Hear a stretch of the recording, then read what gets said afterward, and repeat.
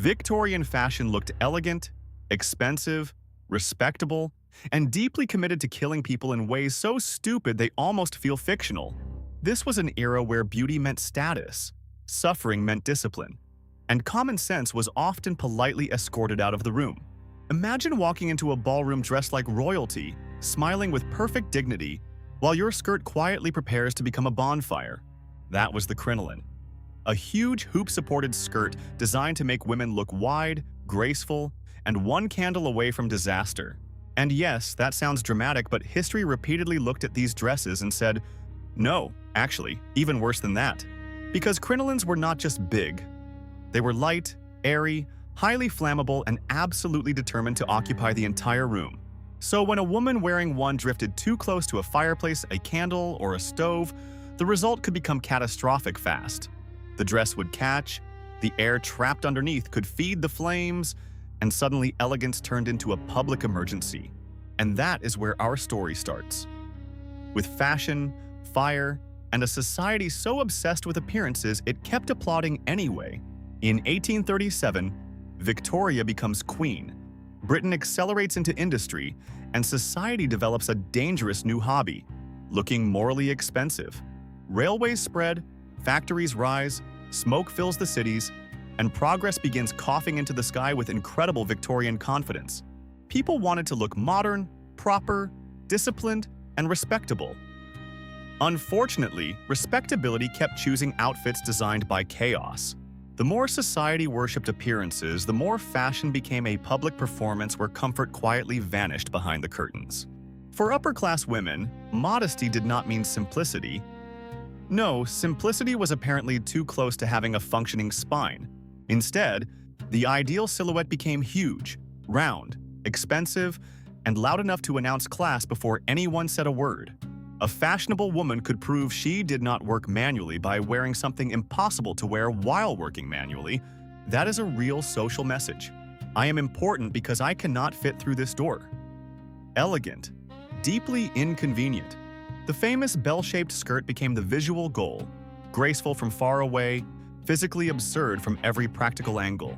To create that enormous shape, women wore petticoats, underskirts, outer skirts, and then more petticoats, because apparently breathing was optional. Some outfits could involve layer after layer of fabric, stacked like a laundry problem, slowly becoming architecture.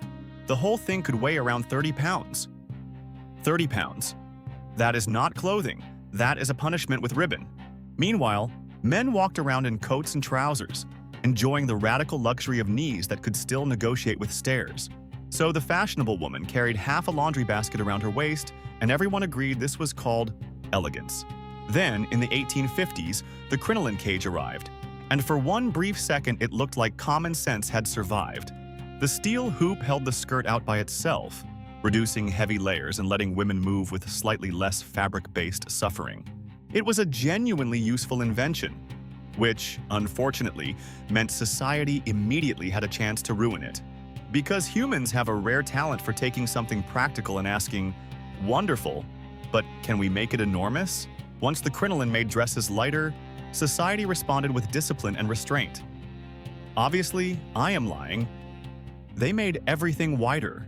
The cage held the skirt out beautifully, which was useful until fashion treated usefulness as a personal insult. Some crinolines stretched several feet across, with skirts reaching around 6 feet wide.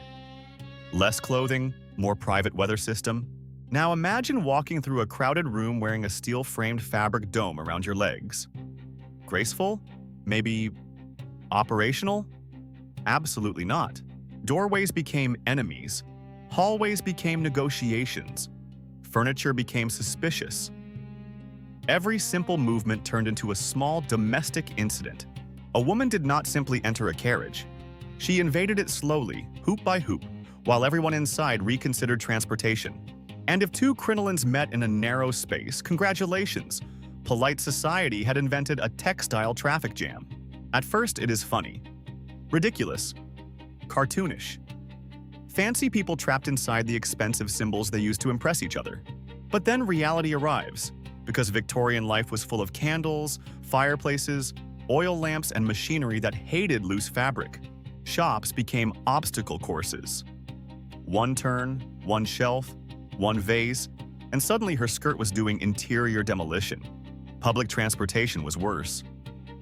A normal carriage had not been designed for one passenger and her portable fabric planet. If two fashionable women met in a hallway, nobody moved. They simply became architecture until society solved the skirt puzzle. So yes, at first this looks silly, like rich people trapped inside their own overinflated status balloons. Then you remember Victorian rooms were filled with fire, because electricity had not yet arrived to make bad decisions more convenient. Candles, oil lamps, fireplaces, kitchen stoves, open hearths. Basically, the entire century was one polite flame hazard, and crinoline dresses had exactly what fire loved. Loose fabric, airspace, and owners trying very hard to look calm. A woman could stand near a fireplace and not feel the first spark catch at the edge of her skirt. By the time she noticed, the flame could already be climbing, while her face tried to remain socially acceptable. Once the skirt caught, the metal hoops created space underneath, giving the fire exactly what it wanted: air and opportunity. So the dress was not just burning, it was helping the fire become ambitious, which is a terrible feature for clothing. And this was not some rare freak accident that happened once and then politely left history alone. Newspapers repeatedly reported women and girls dying after dresses caught near hearths, candles, fireplaces, or kitchen stoves. Domestic servants were especially vulnerable because they worked near flames while reaching, cooking, cleaning, and pretending fabric was manageable. The same skirt that signaled fashion also made rescue harder because helpers had to fight distance, panic, fabric, and fire. Once flames spread upward, movement became clumsy, escape became slower, and the dress turned into a burning cage. Then the danger expanded beyond homes because crinolines also entered factories, which was exactly as bad an idea as it sounds. Loose skirts and moving machinery are natural enemies. Unfortunately, Victorian fashion kept arranging meetings between them. If you have ever seen loose clothing near machinery, you already know this story is about to become extremely unfashionable. And if you have not, congratulations. Keep that innocence. History is about to throw a gear at it. In one reported case from the 1860s, a young working woman passed too close to an unguarded steam-powered shaft. Her dress caught. In seconds, the rotating shaft pulled the fabric in, and the machine did not care about elegance. The cloth wrapped around the shaft, dragging her with it before anyone nearby could even understand what had happened. By the time the machine stopped, the damage was catastrophic. This is where the comedy has to sit down for a moment. Crinolines were not just upper-class inconveniences. They followed women into kitchens, factories, churches, streets, and ordinary homes. They collided with a changing industrial world where old status symbols met new machines, and the machines won immediately. That is the first dark joke. The crinoline cage was meant to solve a problem, then became a better-dressed problem. The crinoline was supposed to make dresses lighter, easier, and maybe safer than dragging around endless heavy fabric layers. And technically, it did. But society saw the extra freedom and immediately used it to make skirts wider. Wider meant more impressive, more expensive looking, and more impossible to manage because comfort was never really the point. The point was appearance. Entering a room and making everyone understand that practicality had been dismissed from the premises. That is what makes this unsettling. The danger was not hidden. People knew fire existed. They used it constantly. Fire heated homes, lit rooms, cooked food, powered machines, and occasionally burned everything down with terrifying enthusiasm. But fashion can make obvious danger feel normal, as long as enough important people agree to admire it first. So crinolines continued, factories banned them, satirists mocked them, doctors warned, and newspapers kept reporting deaths. And still, giant skirts remained fashionable for years, because apparently public safety was less persuasive than silhouette. But the crinoline was only the first warning. Victorian fashion did not need fire to hurt people. Sometimes, color was enough. A beautiful green appeared everywhere, on walls, dresses, books, toys, artificial flowers, and even children's rooms. Tiny problem: arsenic. This is where the story gets sneakier, because burning skirts were obvious. Scheele's green poisoned people while looking tasteful. It was bright, vivid, fashionable, and quietly toxic. Basically, interior design with a criminal record. The danger could sit politely on your wallpaper, smiling at guests while slowly making the room less compatible with life. In 1775, Swedish chemist Carl Wilhelm Scheele created a brilliant green pigment, and society immediately behaved like moths finding poison. Victorian cities were smoky, gray, crowded, brown, and spiritually damp, so this vivid green looked fresh, expensive, almost alive. The whole place already looked like someone invented depression, added factories, and called the result progress. So when that bold green arrived, people invited it indoors, because poison is much easier to sell when it matches the curtains. Manufacturers saw that gorgeous green and thought, excellent, let's put it on absolutely everything. Restraint was apparently unavailable. Wallpaper, dresses, books, toys, artificial flowers, home decorations, fashion accessories. A whole lifestyle brand, now with poison.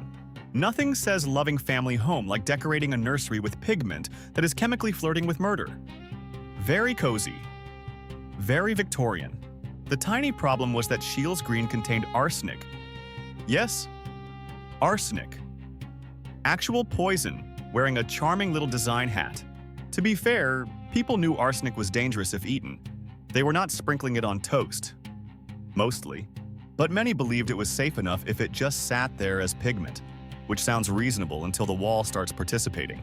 Homes were damp, ventilation was poor, mold grew, and pigment dust could break loose from wallpaper over time. Under the right conditions, arsenic wallpaper could release toxic compounds indoors. The wall was not decorating. It was joining the plot. So imagine a respectable Victorian family choosing fashionable green wallpaper, then slowly wondering why everyone feels terrible. Symptoms could include headaches, nausea, weakness, skin irritation, and strange illness that doctors might misread or politely misunderstand, because nobody wants to believe the wallpaper is attacking them. That is the horror of Scheele's green. It made poison look decorative, and it was not only sitting on walls, it was being worn, carried, and sold. Green dresses, green accessories, green artificial leaves and flowers appeared everywhere, because apparently nature needed extra arsenic. People wanted natural beauty in an industrial world. Manufacturers heard that and said, wonderful, let's poison the leaves. The workers paid first, including artificial flower makers who handled green pigment dust day after day.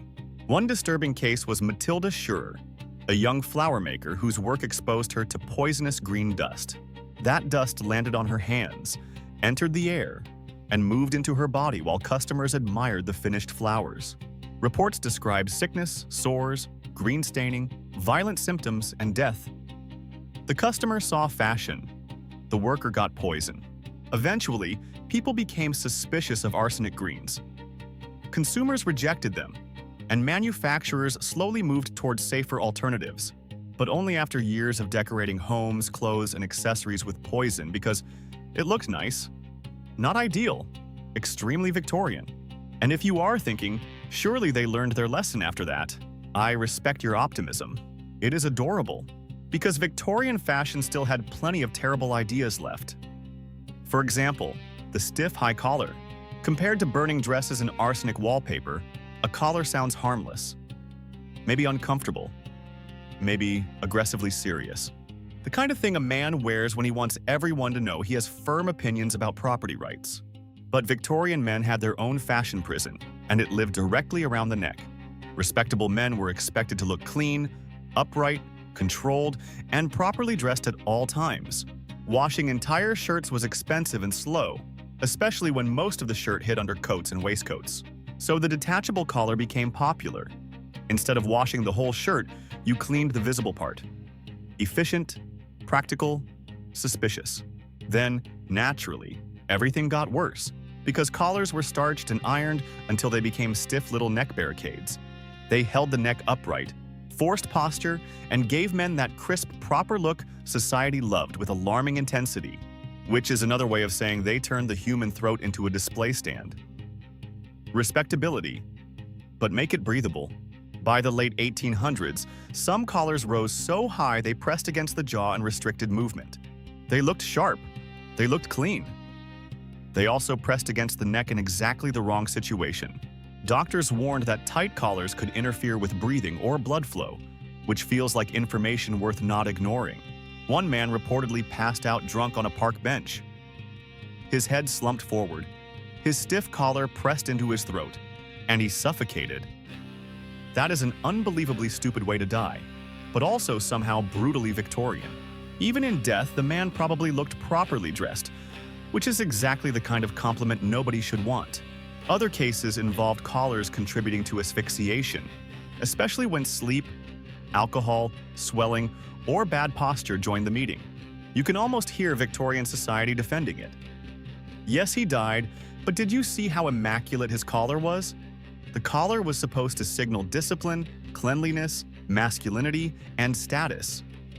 Instead, it became a neck trap with manners. Men suffered for appearance too.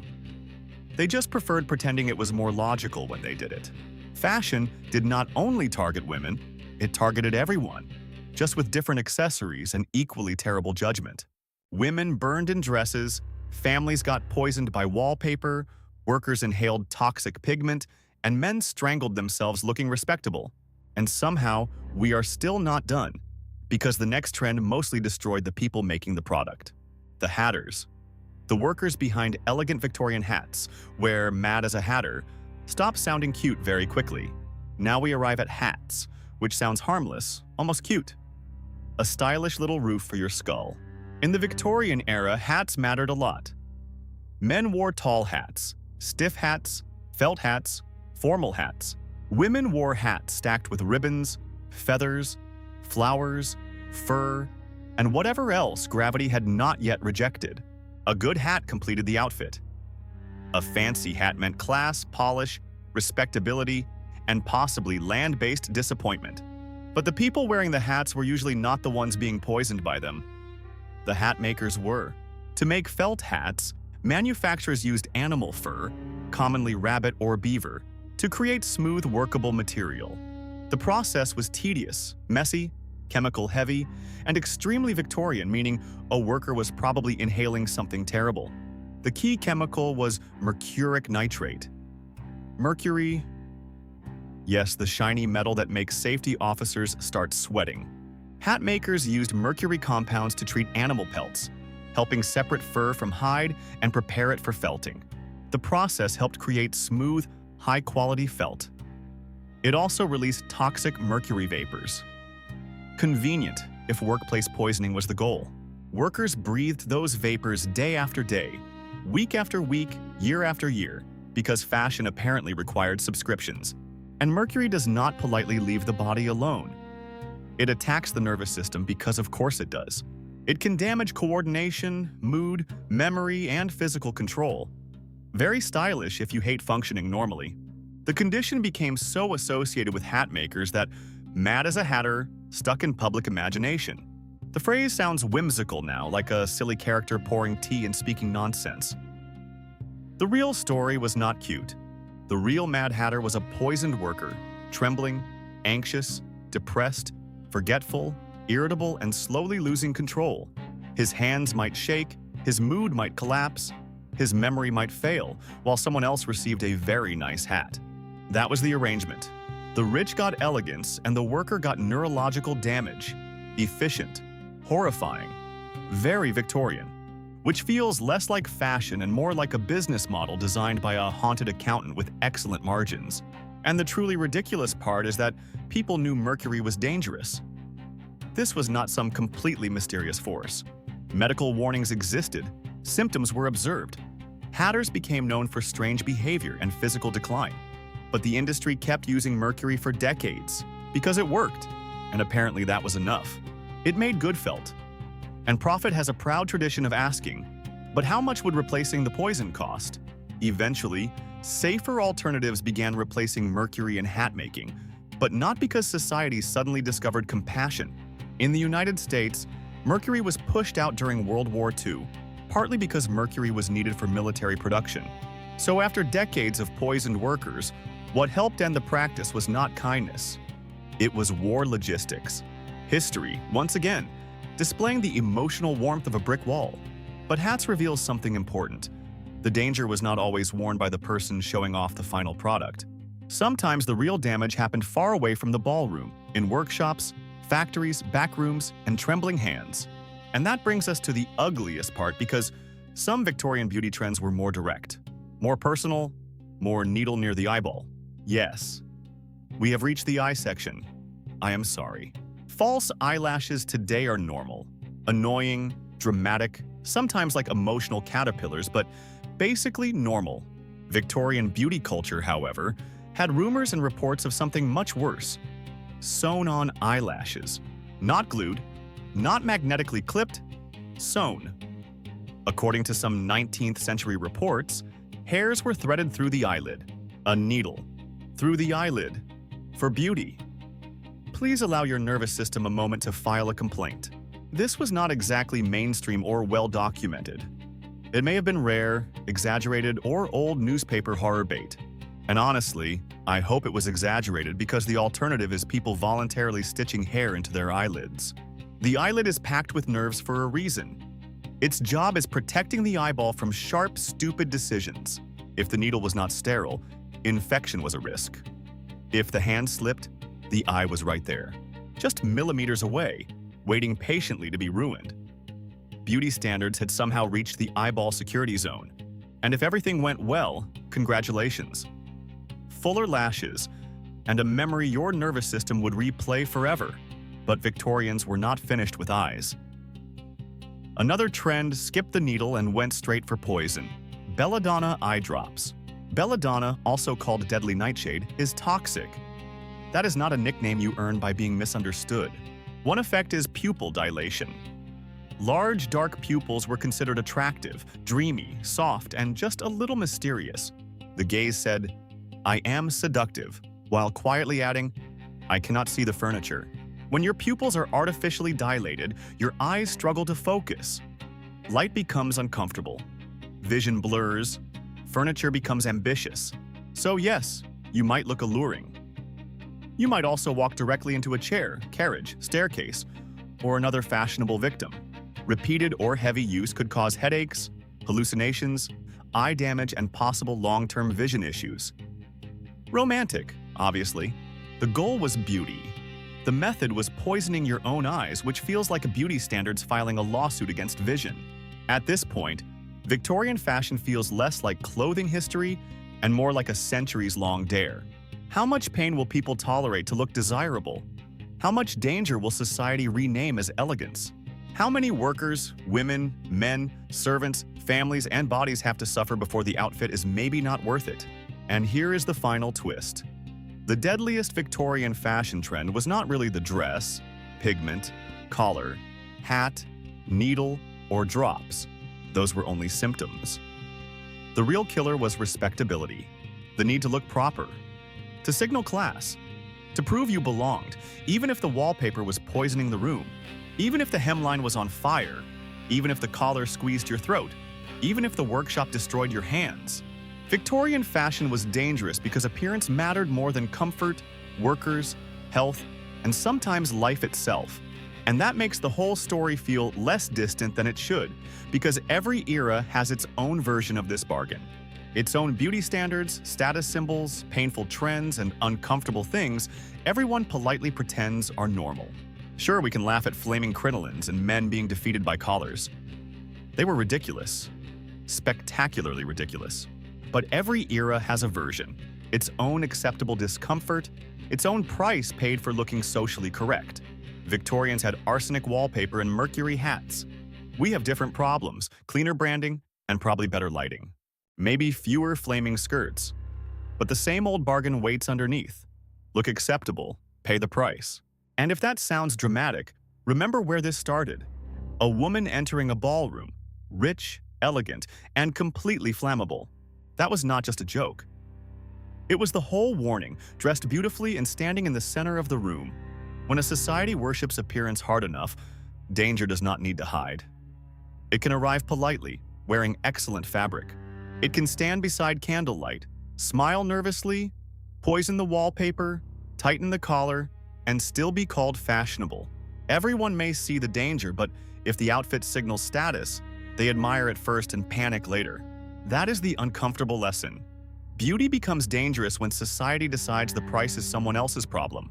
Victorian fashion gave us flaming skirts, arsenic rooms, mercury hats, killer collars, and poisoned eyes.